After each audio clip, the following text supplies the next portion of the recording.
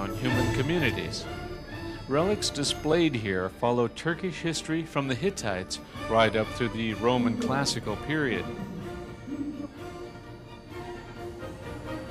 And this is also ceremonial things. Again, here is the... We also stop at the impressive ethnographic museum.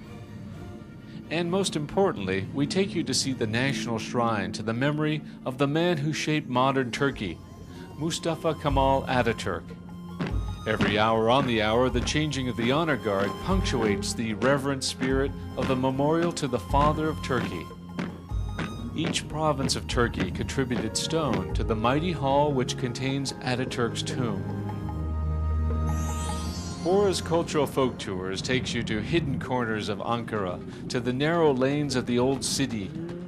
Here is an Ottoman-era village of cobbled streets and wooden houses, right in the heart of modern Ankara. Bora, or one of his expert trip leaders, will show you the aromatic spice market with its unique treats, and shops selling amulets to ward off the evil eye. You'll walk down the side streets of Copper Alley to see the craftsmen at work. Here are copper jugs, pewter plates, clocks, antiques, and curios of every kind. Bora's journeys to eastern Turkey usually begin in Amasya. Named after the Amazon queen Amasis, who founded the town, it's the ancient birthplace of Strabo, the famous geographer. Amasya is not a big tourist stop, but it offers a splendid mixture of old Seljuk and Ottoman Turkish architecture. Pontic rock tombs were carved directly into Amasya's cliff faces. Bora's cultural folk tours takes time to visit Amasya's beautiful Ottoman mosque, built in 1486. Turkey is a secular republic, and the form of Islam practiced here is private and peaceful in nature.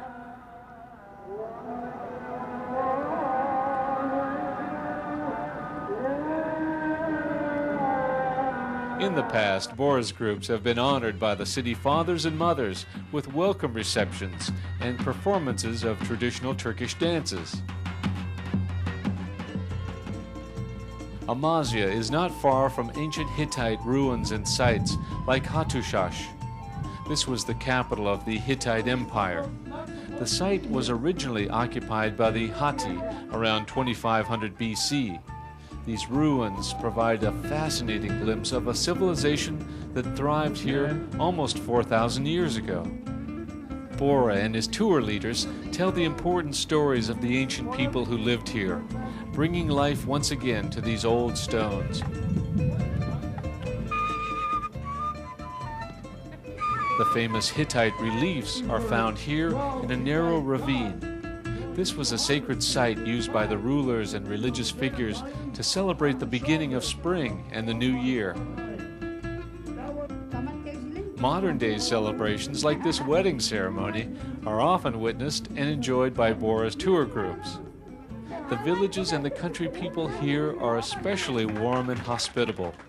If you're lucky, you'll come upon a village wedding in progress.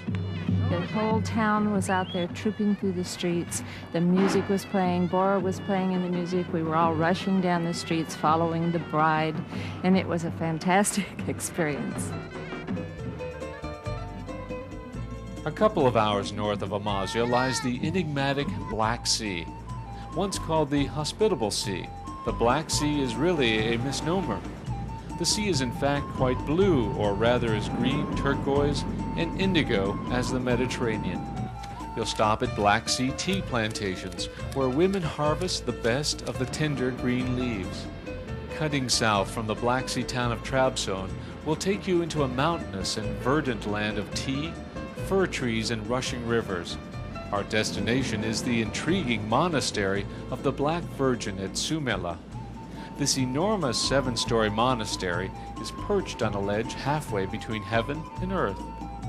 Monks came up here as early as the 4th century, and frescoes from the 18th century cover almost every surface of the inner sanctums. At the base of the monastery is a beautiful mountain stream, and it's a great setting for a picnic, and the fresh Turkish bread, cheese, tomatoes, nuts, and sweets are what Bora loves to share with his groups. From Sumila, you'll travel south through the incredible canyons of the southwest slopes of the Caucasus. I think it's even more beautiful than I anticipated.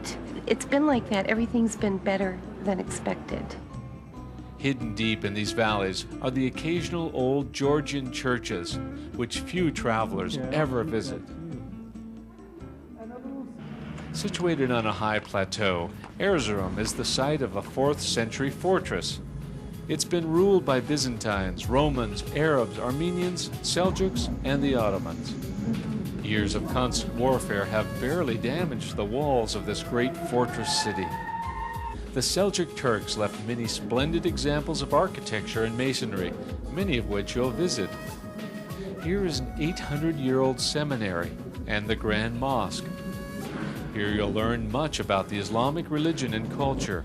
Wonderful crystals, but nothing in a mosque is bought with government money. Everything is bought with the donations, and no mosques ever are built by the government.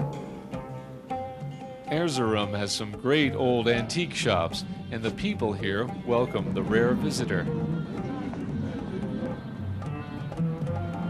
Listen, this is terrific. This is a great moment. I mean, and the bridge is beautiful. I love it. And we're at a confluence of 2 rivers. Furthermore, I'm walking the bridge that Marco Polo walked on. In the remote and mostly mountainous region near the border between Russia and Iran, we'll see the sunrise over Mount Ararat, the biblical mountain. Surprising to many travelers, eastern Turkey is actually a safe area to visit. The people here welcome travelers, and the atmosphere is as tranquil as this scene of a shepherd and his flock.